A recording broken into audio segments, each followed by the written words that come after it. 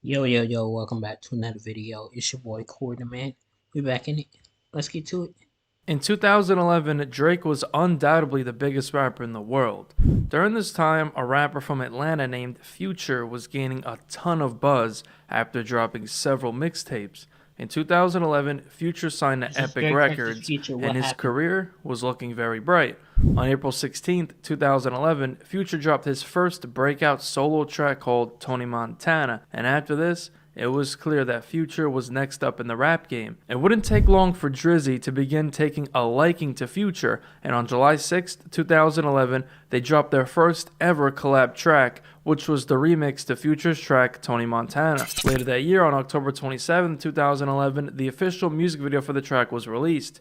Now, Drake actually did not appear in the music video, and this would rub Future the wrong way, that Drake didn't take the time to be in the video. On November 3, 2011, Future did an interview with The Source TV where he would say that it felt like a slap in the face that Drake didn't show up for the music video. That joint was already big on the song, you know what I'm saying? And then the remix, he threw Drake on there, he recorded the joint. It got a little bit bigger, but he didn't, he wasn't in the video. But I salute him just for even getting on the record because it says a lot about his character for him to just get out and step it in,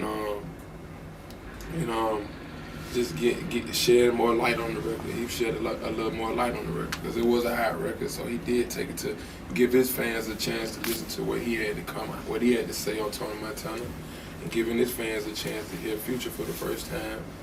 But he didn't get on the video. It wasn't like. I wasn't real mad about it, but I just felt like when I first talked to him about it, I told him, when you do this, make sure you know what you're doing. This is my baby. This is the first song that I'm doing. This is Tony Montana. This is my single. This the one that I feel like mean the most to me because this is my breakout single. Even though Racks, I did it, and it was just, that broke my career. It shed light on my career before my breakout single was Tony. So I told him, like, don't make the picture, don't mess up the picture, don't mess up rap, hip hop, because they want to see. That's what they want you to do. You know what I'm saying? They want you not to be in the video. They want you to do the verse, and when it comes down to the business, they want it all to mess up. And that's what the people want to see. Give the people something that they wasn't expecting. You know what I'm saying? So just gave them what they wanted to see, basically. So he wasn't in it. And wasn't a shocker because I told him when he did it, I knew he was gonna do it. You know what I'm saying? It's just because that's what the music industry have come to.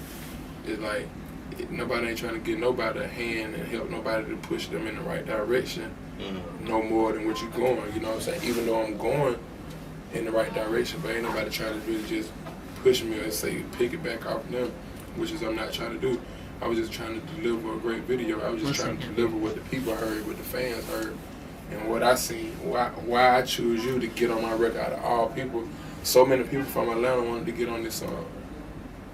And it just like, basically a slap in my face because they like, shit, you should have did it for somebody from Atlanta who was gonna get in the video, who wanted to be part of your video, and you go outside Atlanta and you try to get something different. I really wanted to give Atlanta something different, and when it turned out into being a slap in my face. This is the first sign of tensions between Drake and Future after the first ever track, but these minor issues would blow over, and in 2012, they both appeared on the track We In This Bitch 1.5 with DJ Drama. Things seemed to be good on the forefront, but the next year, things would heat up once again. On August 12, 2013, Future did an interview with LA Leakers where he would reveal that he allegedly inspired Drake's track Started From the Bottom. I saw an interview with my man Shaheem Reed where you said that you, one verse that you wish that you would have been on, or one hook or one feature that you wish you would have been on was Started From the Bottom. Yep. Started From the Bottom would have been a track that you would have liked to have been on. Yeah, because when I was in the studio when we was making the record, when he made the record, he was in the studio session with me. That's when I had the chosen one. And I was like, started when you make it from the bottom, you the chosen one. So when we was at the studio, Drake came by the studio, and I always tell my engineer, started from the bottom. So when I put the beats on, I was like, man, put the beats in. So I always said, started from the bottom. So when I say started from the bottom, he thought I was talking about a song. So when I played Chosen One, he loved the Chosen One, but he was waiting for me in Chosen One to say started from the bottom. So he said instantly, he telling me this story. He bought me a bottle of Louis XIII that I never opened up. Wow. Because of this story, and I'm like, man, I won't buy it, I need publishing. You know what I'm saying? But Drake, that's the homie, and he was like, Man, started from the bottom. It stayed on my mind. I instantly got in the video. Got in with the driver and told him put the CD in. I already had the beat, and I just started saying, started from the bottom, now we here. Crazy. But I was like, man, why you ain't tell me in the studio? Now, this wasn't really a diss, so Drake didn't really take offense. And on September 24th, 2013, after dropping his album Nothing Was the Same, Drake announced his tour called Would You Like a Tour? The tour was scheduled to begin on October 18th, 2013. Drake decided to bring Future on tour with him as Future was gearing up to drop his second album, Honest. The album was initially expected to drop on November 26, 2013, but would later be delayed to 2014 due to Drake switching up dates on their tour. On October 4th, 2013, while Future was promoting his album, he sat down with Erica Ramirez for an interview with Billboard. During this interview, Future was speaking on his album, Honest, and decided to give his honest thoughts on Drake's recent album, Nothing Was the Same, where he would completely bash it, saying, in quotes, "Honest isn't only about love, but showing emotion. Drake made an album that is full of hits, but it doesn't grab you. They're not possessive. They don't make you feel the way I do. I want to make you want to fall in love." Future would further diss Drake when he spoke on Honest being delayed, saying, "I've been on the songs of all these rappers that put out an album, and my music is still better." After this interview went out, these quotes would be removed from the Billboard interview due to the request of Future's manager, who thought what Future said was taken out of context. Future would take to Twitter to respond saying, "Respect to Billboard, disappointed on being misquoted. Always love for my fam, Drizzy." It seems as if Future was actually trying to hide what he actually said by blaming Billboard for misquoting him. Drake would see this and get pissed, so Page Six would report that Drake demanded that Future to be kicked off from the tour immediately. A source explained this, saying, "He told his agent, either Future gets fired or he'll fire him," which would lead to Future demanding the total revenue he was supposed to make from the tour, which was $1.5 million, as he was set to get $40,000 per show, so Future would allegedly file a lawsuit. After all this, Drake decided to let Future back on tour as the tensions blew over between the two. On November 16th, 2013, Future did an interview with the Rolling Stone to speak on the situation with Drake, saying it was just a misunderstanding. Certain stuff was being said, but it was just that me and Drake had to make sure we were on the same page, because everything was taken out of context. When I heard the rumor, it goes without saying that the only thing it was a misunderstanding. At the end of the day, I'm back on the tour, and I love being a part of it. It's my first tour, and I'm about giving my fans a club experience. They all know my songs from the club, so I'm bringing it like that. Just giving them back-to-back bangers and hits after hits. I want the arena to feel like the club. After that, these issues would be resolved, and on December 17th, 2013, Drake appeared on Future's track Shit Remix, where Drake would send shots at Kendrick Lamar during their beef, which I explained in a whole separate video. After this, the beef went quiet, and these two went on to do more tracks together, and even dropped a whole collab project called What a Time to Be Alive on September 20th, 2015. On January 10th, 2020, Drake and Future dropped their smash hit song Life Is Good, followed up with Way Too Sexy on September 3rd, 2021. Everything seemed to be cool ever since the Billboard interview back in 2013, but 9 years later in 2022 is when this beef would start kicking off once again. On April 29th, 2022, Future dropped his album I Never Liked You, and on this album would be the track Wait For You featuring Drake, and the track I'm On One featuring Drake. Now, being the lead single for his album, and despite all the success from the song, Wait For You, neither Future or Drake actually promoted the record heavily like they usually would after releasing the music video.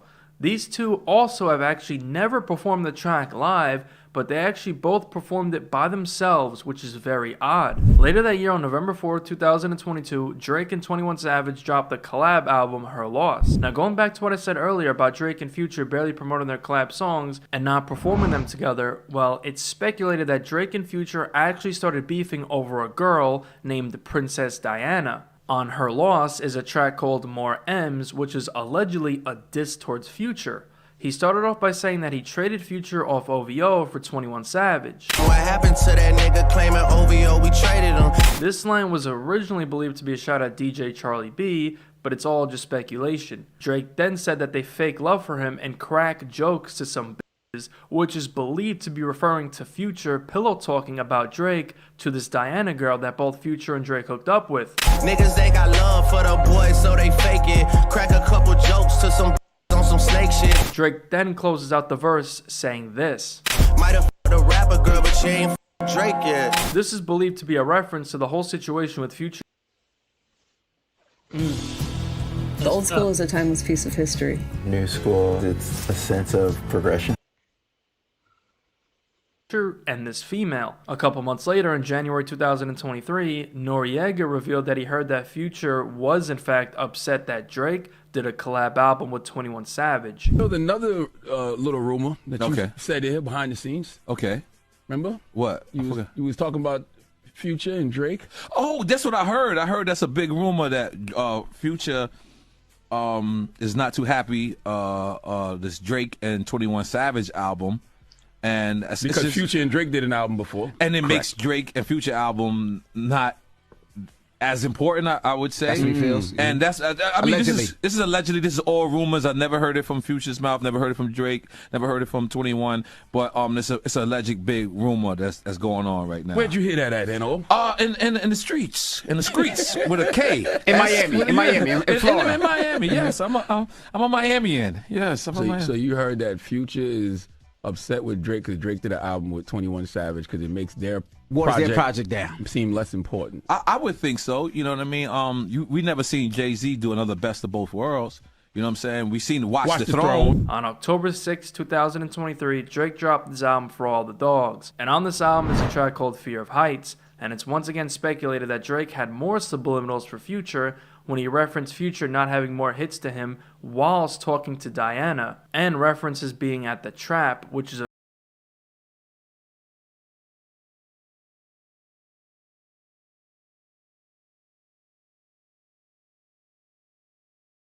on the track What Would Pluto Do, which by the title it's a Future reference as his nickname is Pluto.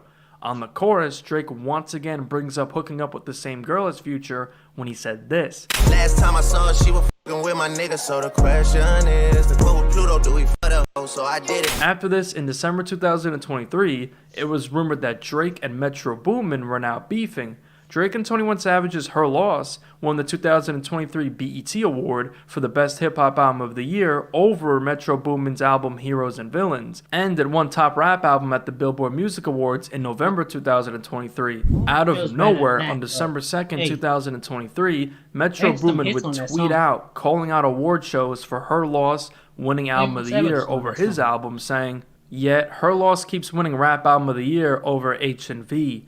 Proof that award shows are just politics and not for me. I don't care about awards, honestly. The true reward and reward is knowing that the music I spend so much time on brings joy to people's everyday lives." Metro Boomin would later delete this tweet.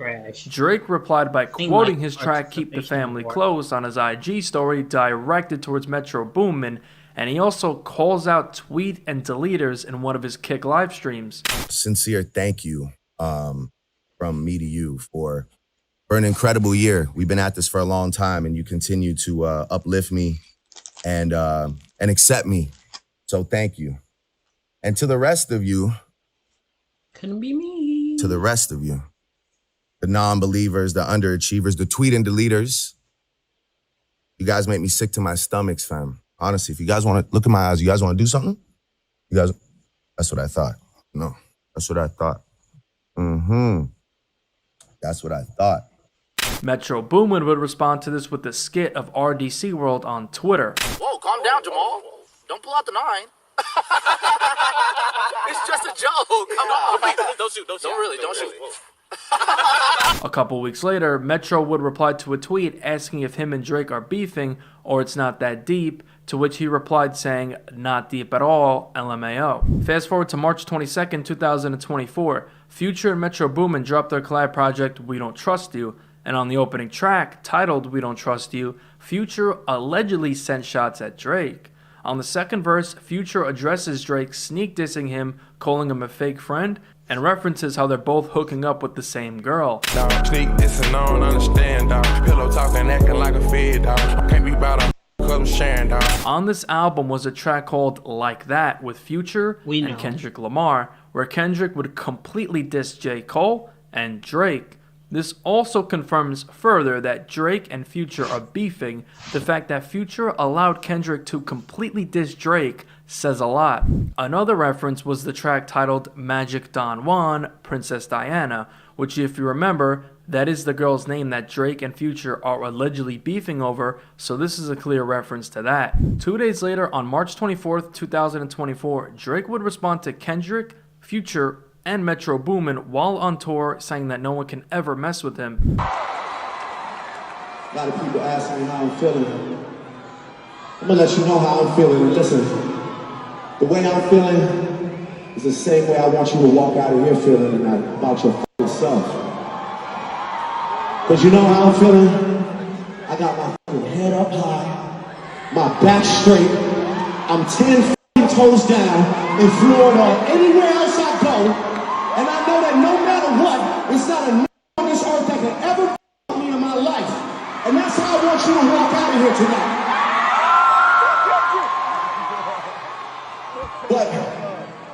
But in order to, you know, get yourself all gassed up, riled up, and move towards the future, sometimes you gotta acknowledge the mistakes that you made in the past, right? Right? So this is what I want you to do. Everybody in here. That same day, Metro Boomin would respond to a tweet put out about Drake and Future beefing, saying, "Y'all dudes stop making stuff up for engagement and enjoy the music." After that, nothing else was said, but you can believe that the subliminal war between Future and Drake is far from over. But hopefully, this all gets resolved soon. I need the song with him and J. Cole, bro. Or with him and then J. Cole later on. I don't care. But anyways, thank y'all for watching.